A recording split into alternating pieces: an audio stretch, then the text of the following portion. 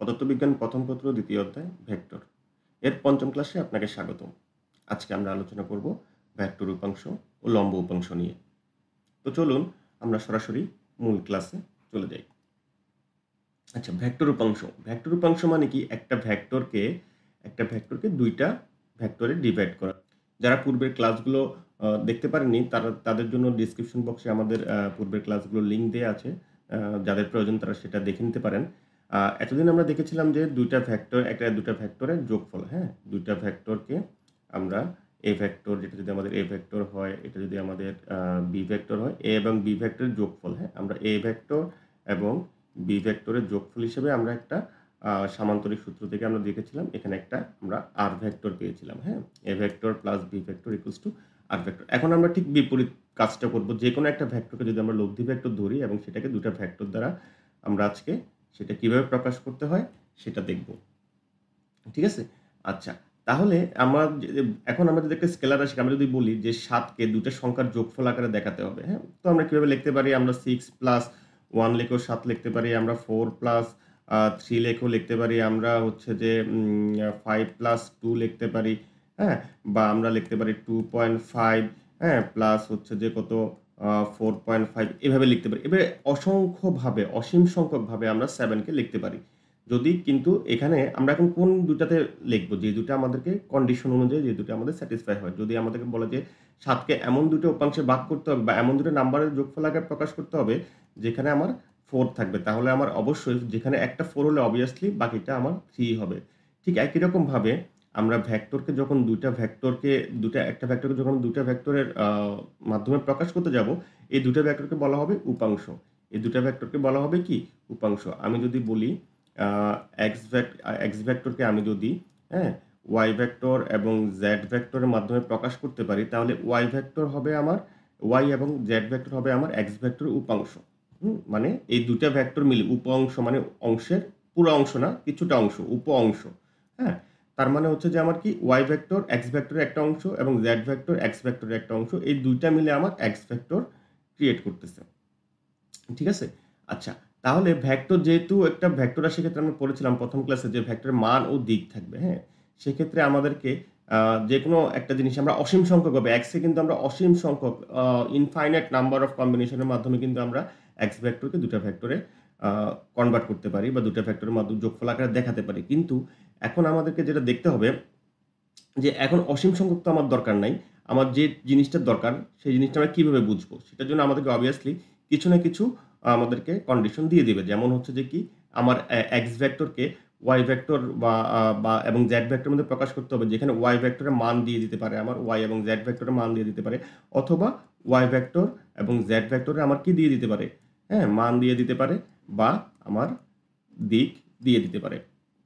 যে কোনো দুটো জিনিস আমার দেয়া থাকবে, ঠিক আছে? তাহলে আমরা ওই এই ডাটা থেকে আমরা এক্স ভেক্টরকে দুটা ভেক্টরের উপাংশে ভাগ করতে পারি। তো এখন আমরা এক্স ভেক্টরকে যদি দুটা ভেক্টরের উপাংশে ভাগ করতে যাই, তার মানে আমি প্রথমে নিই আমার এটা হচ্ছে আমার একটা ভেক্টর, যেটা হচ্ছে আমি ধরলাম আমাদের আর ভেক্টর।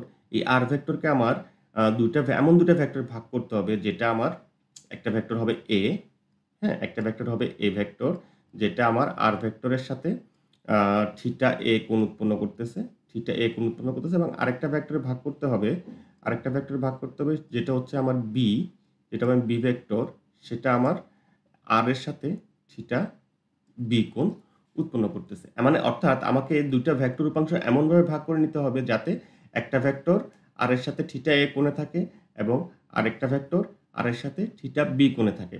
অর্থাৎ এখানে আমার দিক নির্দিষ্ট করে দেওয়া হয়েছে, আমাকে এ এবং বি এর মান বের করতে হবে, ঠিক আছে? তাহলে এখন যদি আমি এখানে সামান্তরিক সূত্রটা অ্যাপ্লাই করি, তাহলে আমার এরকম হচ্ছে সামান্তরিক সূত্র। আমি যদি এ এবং বি কে ধরি, তাহলে এটা আটটাকে ছিল আমার লোড দিক, ঠিক আছে? তাহলে এটা যদি আমার থিটা এ হয়, তাহলে আমি যদি এটাকে নাম দিই ও এ, এটাকে দিলাম আমি আর, এটাকে দিলাম আমি বি, তাহলে ও এ আর বি। আচ্ছা, এখন যেহেতু সামান্তরিক অনুযায়ী এটা বাহুগুলা সমান ও সমান্তরাল, ঠিক আছে? এই তাহলে ও বি যদি আমার ও বি যদি আমার বি হয়, তাহলে আমার এ আর ইকুয়ালস টু হবে আমার B, O B equals to A R equals to B. That means আমার এটা হচ্ছে আমার বি এর মানের সমান হবে, এবং দিকেও সমান হবে যেহেতু সমান্তরাল। হ্যাঁ, তাহলে এখন আমি যদি ত্রিভুজ ও এ আর এ যাই, ও এ আর এ যাই, ঠিক আছে? তাহলে আমি যদি ও এ আর ত্রিভুজটা যদি আমি এখানে একটু এঁকে নিই, ঠিক আছে? এটা হচ্ছে আমার ও, এটা হচ্ছে আমার এ, এটা হচ্ছে আমার আর। তাহলে এই বাহুর দৈর্ঘ্য আমি বলছিলাম লব্ধি সমান আর, এই বাহুর দৈর্ঘ্য হচ্ছে আমার এ, এটা হচ্ছে আমার বি। একই রকমভাবে এটা হচ্ছে যে আমার কি থিটা এ, এটা হচ্ছে আমার থিটা এ। তাহলে এই কোণটা এবং এই কোণটা আমাকে বের করে নিতে হবে। হ্যাঁ, এই কোণটা আমি ধরলাম যে আপাতত আমি ধরলাম এই কোণটা হচ্ছে আমার এক্স এবং এই কোণটাকে আমি ধরলাম ওয়াই। ঠিক আছে? তাহলে আমি যদি এই চিত্রে এখানে দেখি, হ্যাঁ, তাহলে এটা যদি যেহেতু ও বি আমার সমান্তরাল এ আর, হ্যাঁ, এ আর, তাহলে এটা হচ্ছে তাহলে তাহলে যে কোণ এই অ্যাঙ্গেল এবং এই অ্যাঙ্গেল কিন্তু একই হবে। কারণ কি? তারা হচ্ছে যে আমার একান্তর কোণ হবে। ঠিক আছে? একান্তর কোণের সংজ্ঞা অনুযায়ী আমার থিটা ইকুয়ালস টু ওবি। তার মানে আমি এখানে লিখতে পারি আমার এটা হচ্ছে যে কত? আমি চিত্রটা একটু বড় করে নিই। তাহলে এটা হচ্ছে আমার কত? Theta B. এটা হচ্ছে আমার থিটা বি। আচ্ছা, তাহলে ত্রিভুজের ৩ কোণের সমষ্টি ১৮০ ডিগ্রি। তাহলে আমার এই যে এই কোণটা কত হবে? তাহলে এই কোণটাকে যদি আমি এখন ধরেছিলাম কত? ওয়াই। তাহলে Y equals to Y plus এই কোণ that is theta A plus এই কোণ that is theta B equals to আমার 180 ডিগ্রি।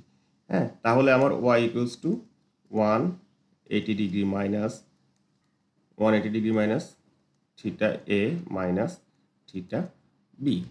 হ্যাঁ, এখন এখন আমরা ত্রিভুজের ত্রিকোণমিতির সাইন সূত্র থেকে জানি যে কোনো প্রত্যেকটা বাহুর দৈর্ঘ্য তার এবং তার বিপরীত বা কোণের সাইনের অনুপাত সমান হয়। অর্থাৎ আমি যদি আমি যদি ও এ নিই, আমি যদি ও এ বাহু নিই, ও এ বাহু ও এ বাহুর বিপরীত অ্যাঙ্গেল কত? এটা। বিপরীত অ্যাঙ্গেল কত? মানে এই বাহুটা যে দুটো অ্যাঙ্গেল উৎপন্ন করছে, বিপরীত অ্যাঙ্গেল মানে বিপরীত কোণ বলতে কি বোঝাচ্ছে? আমার ও এ বাহুটা যে দুটা কোণ উৎপন্ন করছে, আমার ও এ বাহুটা উৎপন্ন করছে থিটা এ এবং ওয়াই। হ্যাঁ, তার মানে তার বিপরীত কোণ হবে থিটা বি। তার মানে O A by sine theta B. এটা হচ্ছে যে আমার সাইন সূত্র। হ্যাঁ, সাইন সূত্র। আচ্ছা, ইকুয়ালস টু হবে আমার কি? এ আর বাই এ আর এর বিপরীত কোণ কোনটা হবে? এ আর বাহুর বিপরীত কোণ। এ আর বাহু উৎপন্ন করছে থিটা বি এবং ওয়াই। তার মানে এর বিপরীত কোণ হবে থিটা এ। দ্যাট ইজ আমার sine theta A equals to হবে আমার কত? আরেকটা বাহু কোনটা আমার? ও আর এর দুটা কোণ উৎপন্ন করছে থিটা এ এবং থিটা বি উৎপন্ন করছে। সুতরাং এর বিপরীত কোণ হবে যে ওই ওয়াই। সুতরাং আমি এটা লিখতে পারি সাইন ওয়াই। ঠিক আছে? আচ্ছা, তাহলে এখন আমি যদি এ আর এর ও এ সমান সমান আমি কি পাইছিলাম? ও এ সমান সমান আমি পাইছিলাম এ, ও এ সমান সমান এ এবং সাইন থিটা বি এবং এ আর সমান সমান ছিল কত আমার বি, এ আর সমান সমান ছিল আমার বি। সুতরাং সেটা হচ্ছে যে আমার এবং সাইন থিটা এ এবং ও আর সমান সমান ছিল আমার আর এবং সাইন থিটা ওয়াই সমান সমান আমি এখানে কি পেয়েছি? 180 degree minus theta A plus theta B. ঠিক আছে? আচ্ছা, তাহলে আমার এখানে কি দাঁড়াচ্ছে? এই দুটো তো আমার সেম থাকলো। আমি লিখি A divide by sine theta B equals to B divide by sine theta A equals to sine 180 degree second quadrant আমরা ত্রিকোণমিতিতে পড়ে আসছি নবম দশম শ্রেণীতে। সুতরাং এটা হবে আমার sine theta A plus theta B by R. তারপরে তাহলে যেটা দাঁড়াচ্ছে আমার, আমি লিখতে পারি যে কি A divide by sine theta B equals to R divide by sine theta A plus theta B. এবং একই রকমভাবে আমি লিখতে পারি B divide by sine theta B equals to R divide by sine theta A plus theta B. হ্যাঁ, তাহলে আমার এ সমান সমান কি দাঁড়াচ্ছে? তাহলে অবশেষে আমার এ সমান সমান দাঁড়াচ্ছে এ সমান সমান দাঁড়াচ্ছে আমার এ ইকুয়ালস টু, এটা যদি আমার এখানে চলে যায় গুণ আকারে, তাহলে R into sine theta B divide by sine theta A plus theta B. এবং একই রকমভাবে আমার বি সমান সমান কি দাঁড়াচ্ছে, বি সমান সমান দাঁড়াচ্ছে আমার R into sine theta A, এটা আমার sine theta A divide by sine into theta A plus theta B. তার মানে আমি আর কে দুটো উপাংশে ভাগ করলাম, যে দুটো আমাদের কন্ডিশন ছিল কি, এ যেই উপাংশটা হবে সেটা আর এর সাথে আমার থিটা ডিগ্রি কোণ উৎপন্ন করছিল। অর্থাৎ আমি যে এই যে আর কে দুটো উপাংশে ভাগ করলাম, এই আর এর মধ্যে যে আমি একটা উপাংশ ভাগ করলাম এ, এটা ছিল আমার এই উপাংশ, এই উপাংশটা আর এর সাথে আমার থিটা এ কোণ উৎপন্ন করতেছিল। এবং আরেকটা উপাংশ যে আমি ভাগ করলাম সেটা হচ্ছিল আমার বি, সেটা ছিল আমার বি, এবং সেই বি ভেক্টরটা মানে আর এর যে উপাংশ সেটা আর এর সাথে থিটা বি কোণ উৎপন্ন করতেছিল।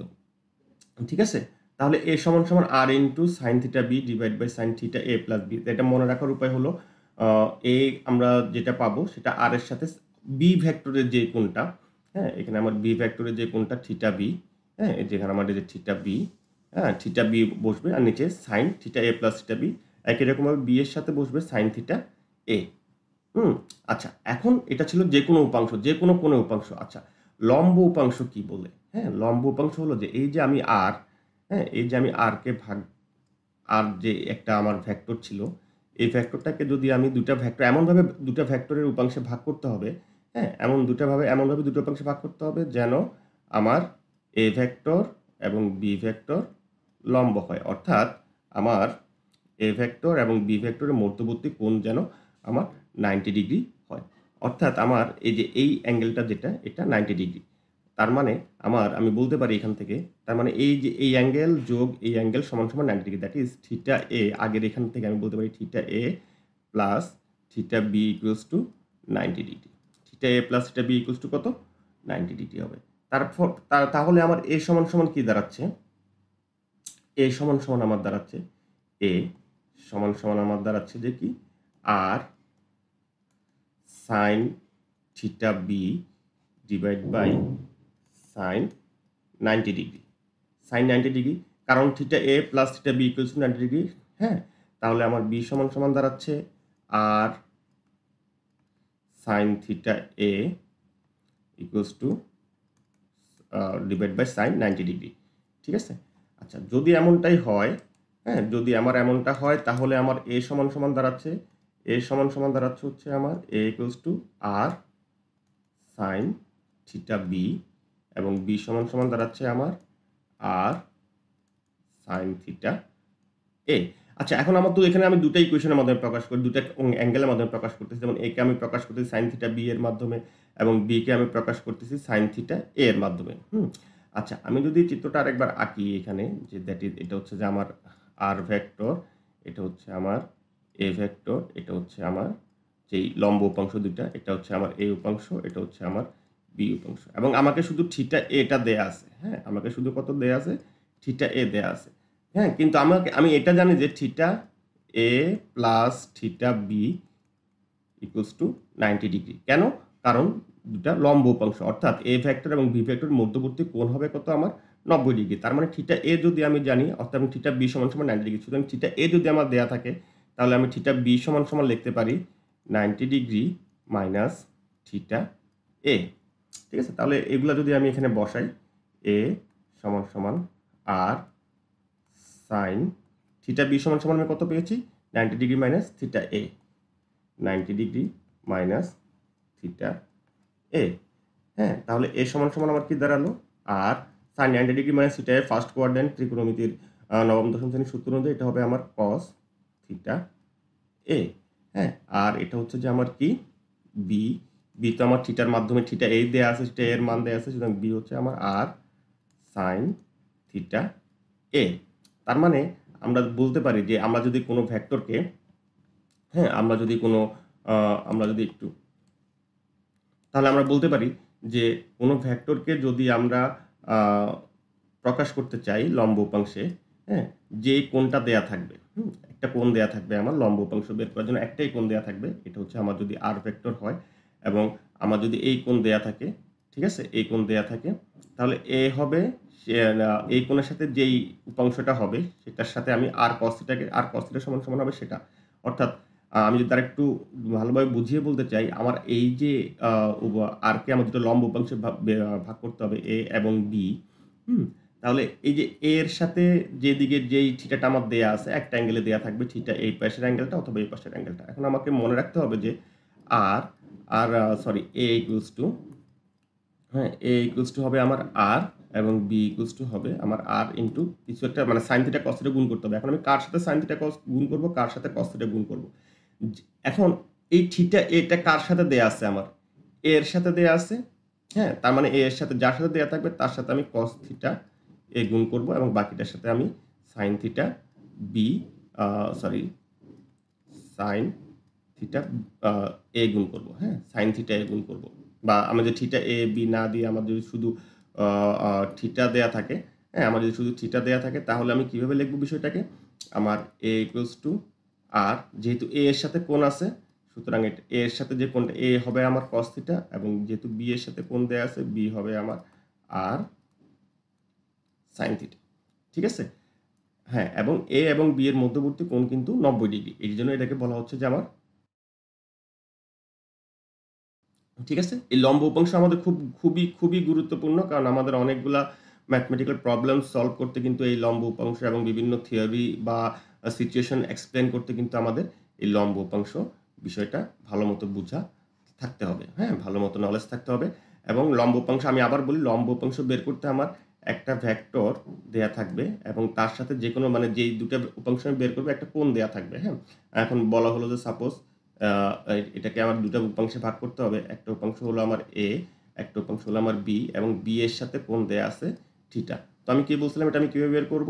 তাহলে a হবে আমার r, যেহেতু a এর সাথে কোণ নাই সুতরাং এখানে হবে a r sin থিটা এবং b ইকুয়ালস টু হবে আমার r ইনটু যেহেতু b এর সাথে কোণ দেয়া আছে এখানে হবে আমার cos থিটা।